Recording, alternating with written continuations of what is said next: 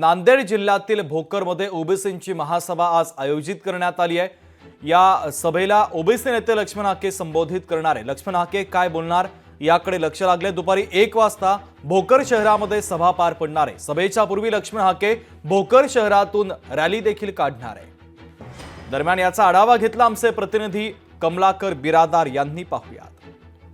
नांदेडमधील भोकर येथे आज ओबीसी आरक्षण बचाव मेळाव्याचं आयोजन करण्यात आलेलं आहे। या मेळाव्यासाठी आपण बघू शकतोय की असा हा मंच तयार करण्यात आलेला आहे। भोकरमधील मोंढा मैदान आहे, या ठिकाणी हा मेळावा होणार आहे। या मेळाव्यासाठी जवळपास नांदेड जिल्हा असेल, परभणी असेल, हिंगोली असेल, त्याचबरोबर इतर तेलंगणा राज्यात सीमा भागातील काही लोक आहेत।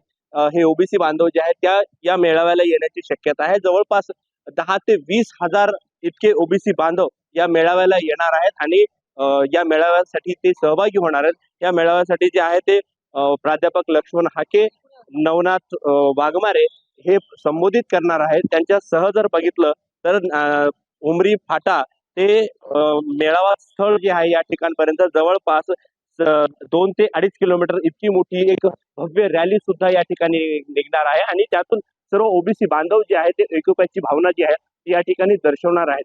आणि या ओबीसी मेळाव्यामधून प्राध्यापक लक्ष्मण हाके असतील, नवनाथ वाघमारे हे नेमकं काय संबोधित करणार आहेत याकडे सर्वांचं लक्ष लागलेलं आहे। कमलाकर बिरादार, लोकशाही मराठी, नांदेड।